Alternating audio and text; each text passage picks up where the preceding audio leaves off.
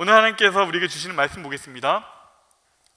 오늘의 말씀은 요한복음 9장 1절에서 7절 그리고 24절에서 34절까지의 말씀입니다. 요한복음 9장 1절에서 7절 그리고 24절에서 34절까지의 말씀. 이 말씀을 저 한 절, 여러분 한 절, 그리고 마지막 34절은 함께 읽도록 하겠습니다. 예수께서 가시다가 날 때부터 눈먼 사람을 보셨다.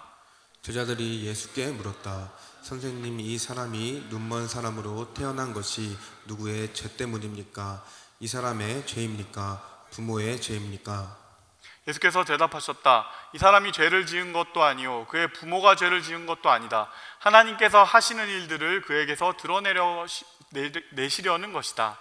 우리는 나를 보내신 분의 일을 낮 동안에 해내야 한다. 아무도 일할 수 없는 밤이 곧 온다. 내가 세상에 있는 동안 나는 세상의 빛이다. 예수께서 이 말씀을 하신 뒤에 땅에 침을 뱉어서 그것으로 진흙을 개어 그의 눈에 바르시고 그에게 실로암 못으로 가서 씻으라고 말씀하셨다. 실로암은 번역하면 보냄을 받았다는 뜻이다. 그 눈먼 사람이 가서 씻고 눈이 밝아져서 돌아갔다. 바리새파 사람들은 눈멀었던 그 사람을 두 번째로 불러서 말하였다. 영광을 하나님께 돌려라. 우리가 알기로 그 사람은 죄인이다. 그는 이렇게 대답하였다. 나는 그분이 죄인인지 아닌지는 모릅니다. 다만 한 가지 내가 아는 것은 내가 눈이 멀었다가 지금은 보게 되었다는 것입니다. 그래서 그들은 그에게 물었다.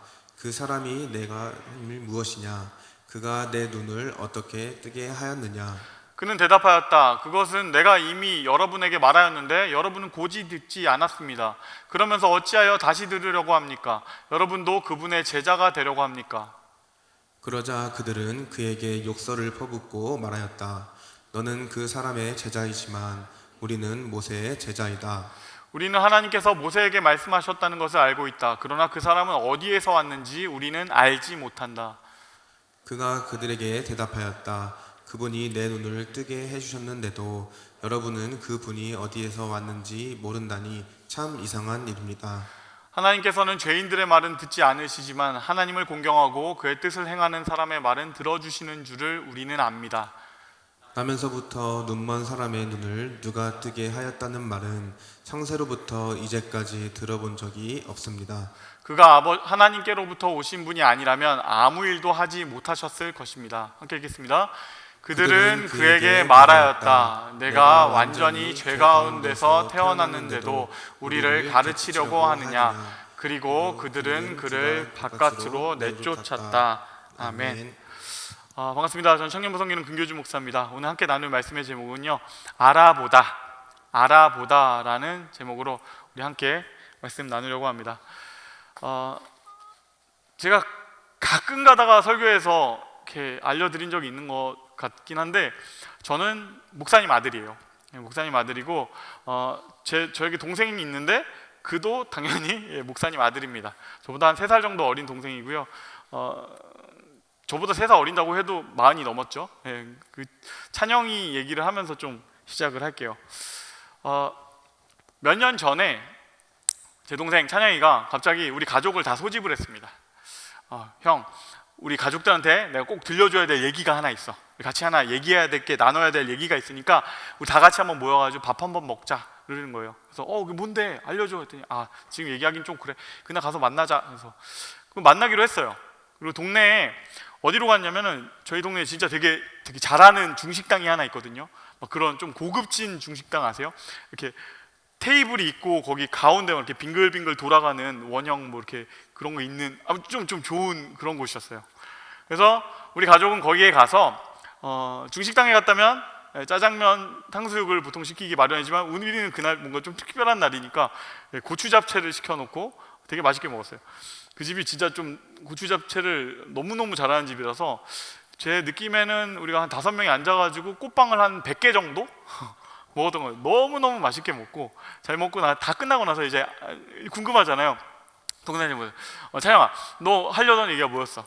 무슨 얘기 하려고 했던 거야? 그러니까 그 친구가 갑자기 우리 가족 모두에게 딱 선언을 했어요. 어머니, 아버지, 저는 교회를 떠날 겁니다. 저는 교회 평생 있었지만 예수님이 잘 믿어지지 않아요. 그래서 저는 교회를 떠나기로 했습니다. 딱 그 얘기를 고추잡채 다 먹더니 딱 들려줬어요. 그래서 그날 우리 가족이 어떻게 됐을까요? 다 체했어요.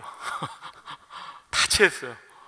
너무 충격적인 날이었고, 그날 이렇게 선언한 걸로 끝난 게 아니라 정말로 다 준비를 해놨더라고요. 다 계획이 있구나 너는. 뭐 그날부로 해서 독립을 하면서 정말로 교회도 이렇게 떠나갔어요. 그래서 그날부터, 그 이후부터는 제 동생 찬영이는 마치 교회에서 약간 금기시되는 이야기 있잖아요.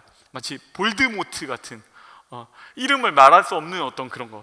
교인들에게 있어서 목사님 둘째 아들에 대한 이야기는 약간은 쉬쉬하는 그런 이야기가 됐습니다.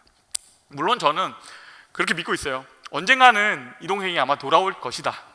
저도 찬양이 위해서 기도하고 있고, 아빠도 기도하고 있고, 엄마도 기도하고 있고, 그래서 어느 날은 동생은 다시 돌아올 것이고, 그리고 그날 동생이 돌아오는 날에 저희가 먹을 건 정해져 있죠. 고추 잡채를 먹어야겠죠. 그날 기다리고 있어요. 제가 동생 흉을 보면서 시작하는 것 같지만 사실은 그렇지 않아요. 오히려 저는 그날에 어떤 면에서는 되게 마음이 좋았어요. 그건 뭐냐면 이 친구가 솔직하다는 겁니다. 사실 한평생을 교회에 있었다 보니까 얘가 어떻게 하면은 이렇게 성도처럼, 믿음이 있는 사람처럼 있는 거 충분히 잘 연기할 수 있거든요. 척할 수 있는데 나는 그렇게 하지 않겠다라는 것이에요. 난 예수 믿지 않으면서 마치 예수 믿는 사람처럼 있을 수 없어요. 전 떠나겠어요 하고 이렇게 탕 간 것이죠. 우리가 교회 안에 보면 그런 사람들이 있습니다. 예수를 본 사람이 있고 예수를 못 본 사람이 있어요. 오늘 본문 속에서도 그런 사람이 있습니다. 예수를 본 사람이 있고 예수를 보지 못한 사람이 나옵니다. 그런데 되게 아이러니한 것은요, 예수를 보지 못한 사람은 종교 지도자 바리새인들이고요, 그리고 예수를 본 사람은 맹인이라는 것입니다. 먼저 맹인에 대한 이야기를 좀 할게요. 오늘 본문의 주인공입니다. 이 사람은 날 때부터 눈이 멀어 있는 사람입니다. 중도 실명자가 아니고요, 태어날 때부터 앞을 못 보는 상태로 태어난 시각장애인이에요. 이 분의 예전에 이 본문을 한 7, 8년 전에 처음 접했을 때, 설교를 하게 됐을 때 그 생각을 했어요. 이분의 느낌은 어떨까? 이렇게 상상을 해보려고 했는데 잘 상상이 안 되는 거예요. 그래서 그때 뭘 했냐면, 그때 같이 자취하고 있던 신학생 동생한테 부탁을 했어요. 야, 우리 지금 그 분식 사러 가는 길 있잖아. 근데 너랑 나랑 같이 갈 때 내가 지금부터 눈을 감고 갈 테니까 네가 날 좀 데리고 가. 그리고 제가 진혁이 손을 잡고 걔가 이렇게 이끄는 대로 가기 시작했어요. 일단 가는데 엄청 불안해요. 어떤 느낌이냐면, 일단은 얘가 장난기가 엄청 많다는 걸 나도 알고 있어요. 그래서도 불안하고, 그리고 내가 늘 다니던 길이고 그렇게 무서운 길도 아니고 알던 길임에도 불구하고 지금 뭔가 앞에 낭떠러지가 있는 것 같고, 생각보다 이렇게 바닥이 울퉁불퉁한지도 몰랐는데 막 너무 울퉁불퉁하고, 그 짧은 와중에 몇 번 넘어질 뻔하고 막 그러면서 너무너무 무서운 거예요. 그래서 그러면서 내 마음에 간절하게 들었던 생각은 딱 두 가지인데, 첫 번째는 와 진짜 막 너무 눈 뜨고 싶다. 눈 뜨고 싶은데 이 마음이 첫 번째로 들었고, 그 두 번째로는 이 별거 아닌 일조차 누군가의 도움을 받지 못하면 할 수가 없는 이 무력감, 이런 걸 느꼈어요. 아마도 그의 기분이 이랬을 것입니다. 나 혼자서는 어떻게 할 수도 없는 무력감 가운데서 한평생을, 잠깐도 아니라 한평생을 그렇게 살아온 사람. 그런데 그에게 어느 날 예수님이 찾아오시고, 그 어느 날에 그가 눈을 뜹니다. 그가 눈을 딱 뜨는 순간에 보게 됐던 세상이 어땠을까? 와, 이게 빛이구나. 이게 빛이라는 거구나. 와, 이게 찬양팀이구나. 이게 찬양팀이라는 거구나. 와, 이게 사람이구나. 저것도 사람이구나. 그런 놀라운, 그러면서 그가 봤던 본문에서 가장 중요한 그거 있죠.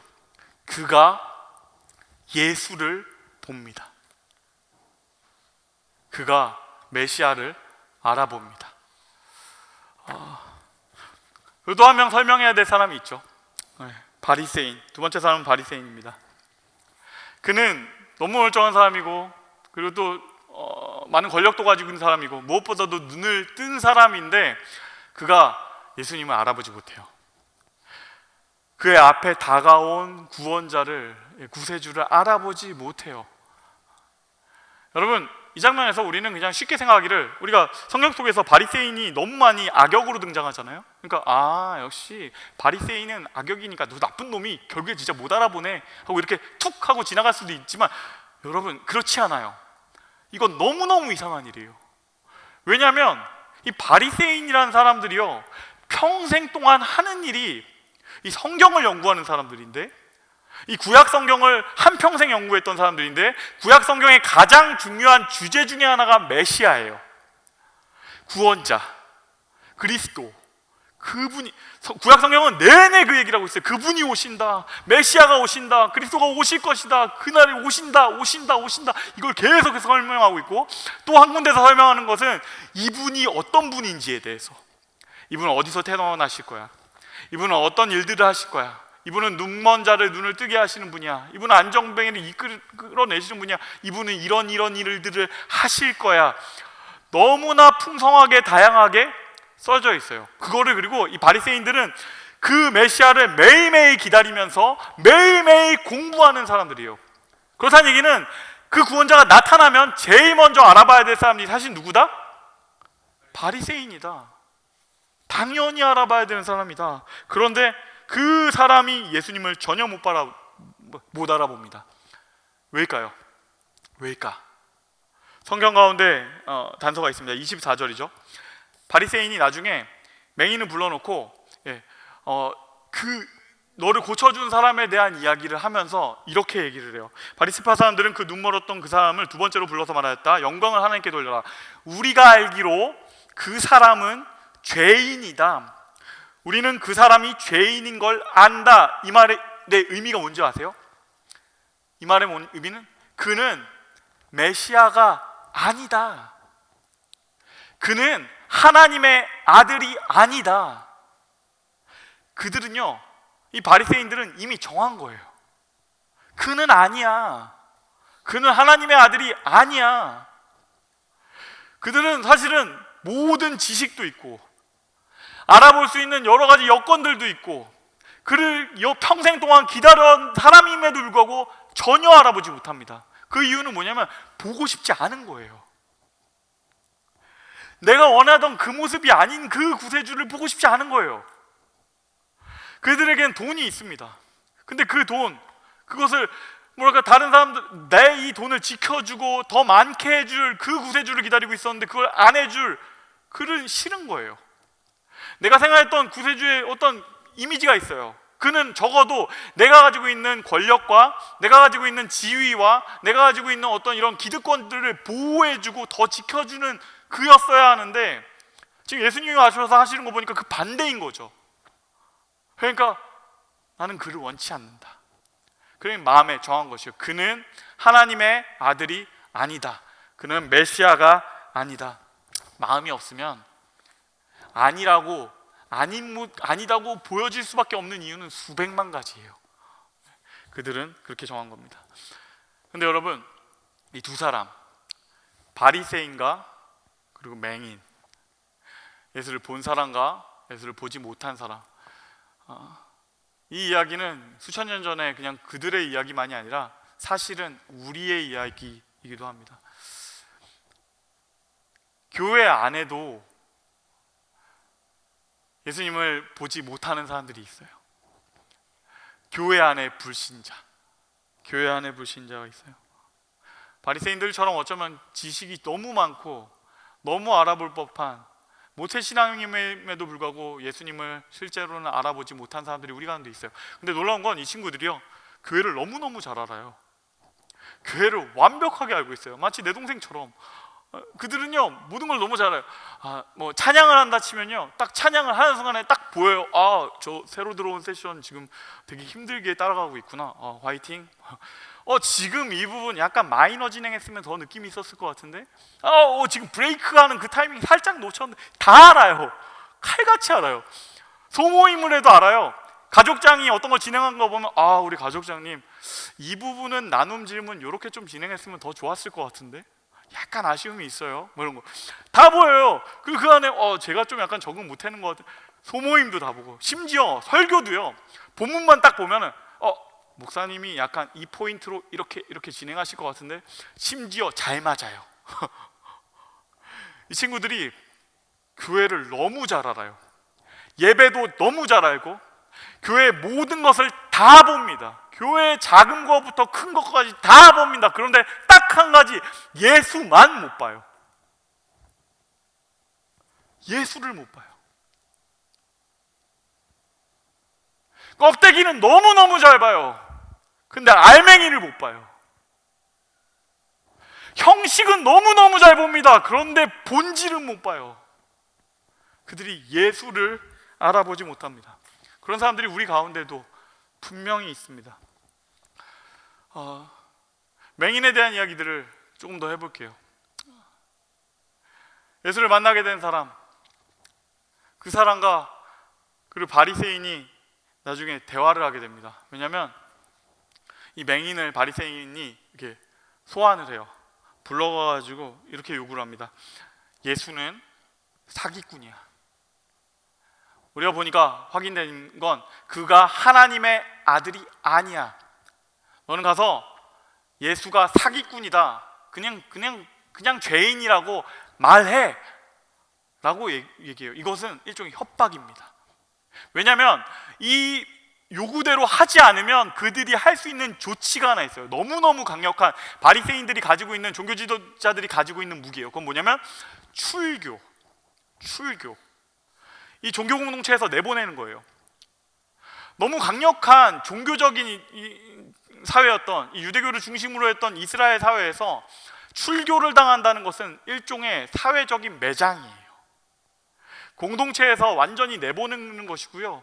그렇게 되는 순간에 그 사람은 뭐 제대로 된 일을 구하기도 힘들고, 그리고 어디 가서 사람 대접 제대로 받기도 힘들고, 그리고 어디서 돈을 벌기도 힘든 상태에 처하게 됩니다. 그는 공동체에 살고 있고 한데 사실은 이방인보다도 더 못한 존재가 돼버리는 것이죠. 여러분, 이 맹인 입장에서 이 상황 생각해 보세요. 지금 평생 동안 나는 아무것도 못하니까 구걸하면서 살아왔는데 이제야 좀 사회적으로 인정받는 한 사람이 되게 됐잖아요. 그런데 이놈들이 와가지고 막 협박을 합니다. 너는 예수가 사람이라고 말해. 예수는 아무도 아니라고, 그놈은 사기꾼이라고 말해. 그렇게 하지 않으면 넌 출교하겠어. 다시 그를 아무것도 아닌 존재로 만드는 거예요. 이제 새로운 삶을 시작하게 됐는데, 생각해 보세요. 이 맹인이요, 중도 실명자가 아닙니다. 평생 동안 한 번도 눈을 떠본 적이 없다는 얘기예요. 그건 뭐냐 얘기냐면 아무런 기술이 없다는 얘기예요. 이 사람은 이제 다 눈은 떴지만 제대로 인생을 살고 싶으면 누군가의 도움이 필요해요. 기술을 배워야 돼요. 공동체에 소속돼야 돼요. 그렇지 않으면 이 사람이 어떻게 살아가겠어요? 어떤 면에서는 이 사람이 눈을 떴다는 거는 아무런 기술도 없는 이 사람이 그냥 눈만 떴다라는 것은 자기가 유일하게 할 줄 아는 그 이 구걸이라는 기술을 잃어버린 것에 가까울지도 몰라요. 그런데 그들이 이렇게 협박하는 것이죠. 예수는 사기꾼이라고 말해. 아니면 넌 출교야. 이 공동체에서 너를 비토할 거야. 여러분이면 어떠실 것 같으세요? 내가 한평생을 그렇게 살아온 사람이라면? 이제야 내가 눈을 떴는데, 이제 내가 사람답게 살 수 있게 됐는데, 그냥 딱 한 번만 눈 감고 거짓말 할 수 있는 거잖아요. 아니, 거짓말까지 아니어도 난 잘 몰라요, 난 잘 모르겠어요, 그렇게 한마디만 하면 되는 거 아닙니까? 그런데 그가 말합니다. 예수에 대해서 사실 난 잘 몰랐다. 그런데 내가 아는 것이 한 가지 있다. 그가 나의 눈을 뜨게 했다. 그가 찾아와서 나의 눈을 뜨게 했다. 날 때부터 눈먼 사람의 눈을 뜨게 됐다는 일은 창세부터 지금까지 단 한 번도 본 적 없는 일이다. 날 때부터 눈먼 이 사람이 앞을 보게 됐다는 일은 지금껏 한 번도 있지 않았던 일이다. 이 일은 하나님이 아니고서는 할 수 없는 일이다. 이 일은 하나님이 아니고서는 불가능한 일이다. 평생을 맹인으로 살았고 이제야 사회적으로 한 사람으로 인정받게 된 이 사람이 다시 자기를 묻어버리겠다고 생각하는, 너를 아무것도 아닌 존재가 되게 만들겠다고 이 말하는 이 힘 있는 사람 앞에서 이렇게 말합니다. 날 때부터 눈먼 사람을 깨우는 이 일은, 이 앞을 보게 하는 이 일은 하나님이 아니고서는 할 수 없는 일이다. 그는 하나님의 아들이다. 그 고백을 하고 있는 것입니다. 여러분, 크리스천이 된다는 것은 이런 것이에요. 빛을 보게 되고 완전히 새로운 삶을 살게 되는 것, 빛을 만나게 되고 완전히 새로운 삶을 살게 되는 것.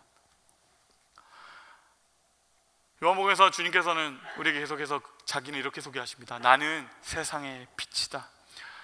누군가 제게 와서 예수가 믿는 것이 무엇이냐고 물어본다면 저는 빛을 만나는 일과 같다라고 얘기해 줄 것입니다. 주님이 우리를 찾아오시는 방식이 그랬습니다. 이 맹인에게도 그랬고 우리에게도 그래요. 그분은 우리에게 빛처럼 다가오십니다. 빛은요, 어두움을 몰아냅니다. 빛은요, 보게 합니다. 빛은 협박하지 않습니다. 빛은 그냥 보게 함으로 우리를 설득합니다.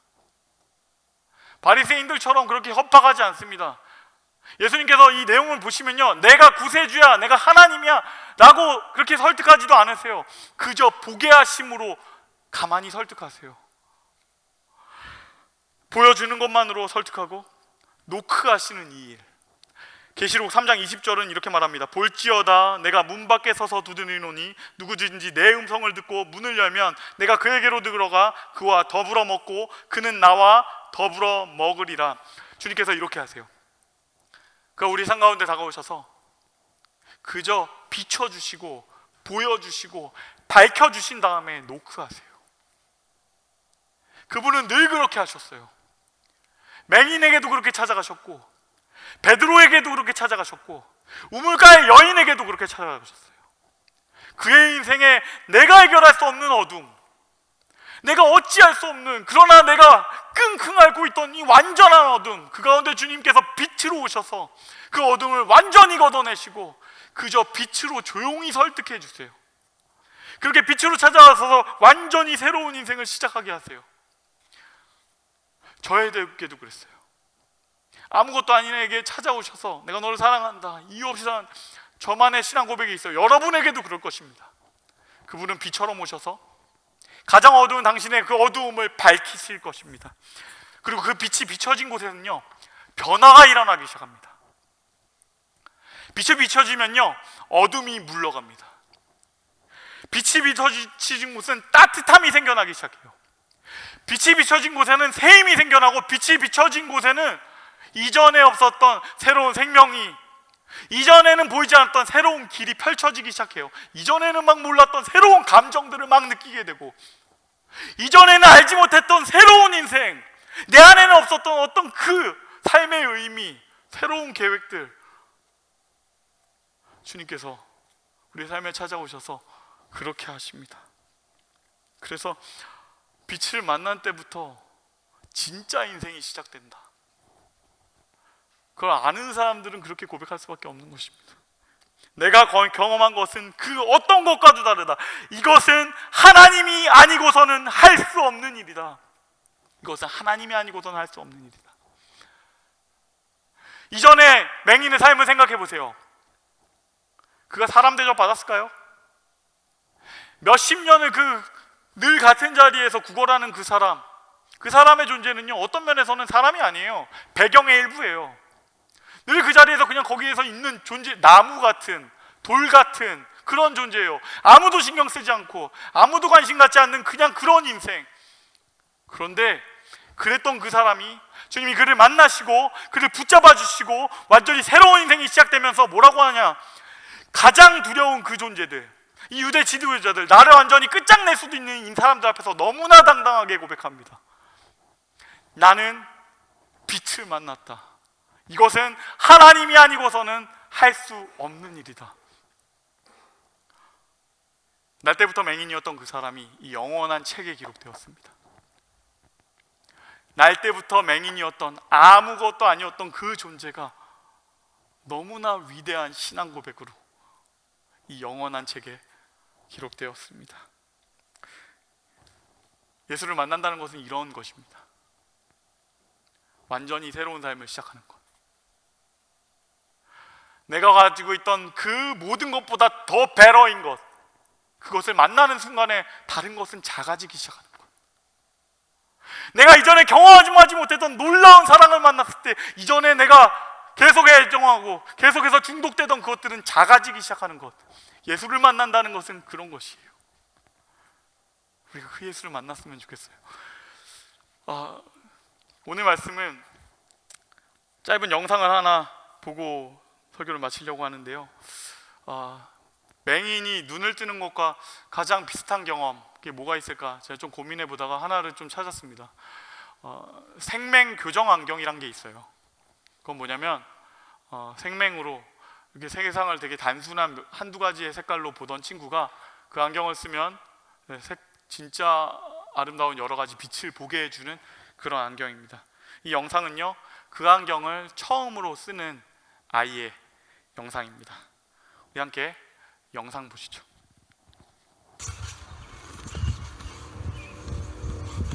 Alright, dude. Alright, I hope you heard. It's gonna get done. Right here. Keep going up a little bit for us, buddy. Here Come on. goes nothing.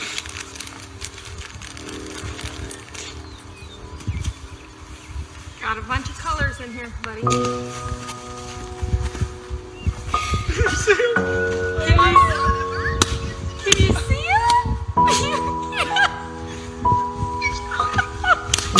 It is.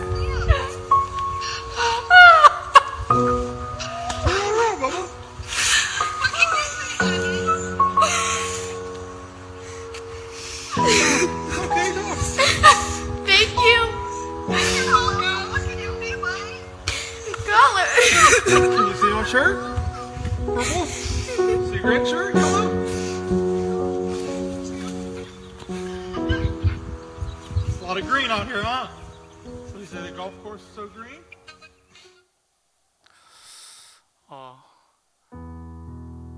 여러분, 이 아이가 처음으로 제대로 본 순간의 느낌이 어땠을까요? 성경이 말합니다. 보기 원하면 볼 것입니다. 찾으면 찾을 것입니다. 두드리면 열릴 것입니다. 우리 주님은 당신과 숨바꼭질하는 하나님 아닙니다. 그는 숨겨진 하나님 아닙니다. 당신을 만나기 원하고 당신과 함께 걸어가기 원하시는 주님이세요. 여러분, 교회에 뭘 보려고 오셨나요? 이 모임에서 뭘 기대하고 계세요? 멋진 찬양팀 보고 싶으셨어요? 아니면 그럴듯한 예배, 무슨 설교가 듣고 싶으셨어요? 사실은 이 예배라는 것, 교회라는 것은 껍데기만 놓고 보면은 그냥 어설픈 콘서트, 어설픈 세미나에 가까울지도 몰라요.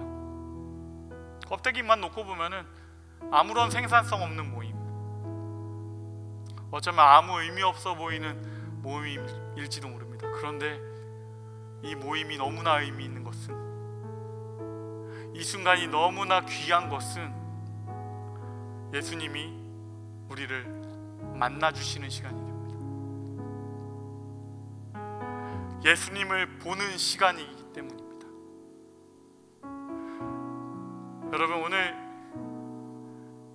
이 예배 가운데에서 주님을 보셨나요?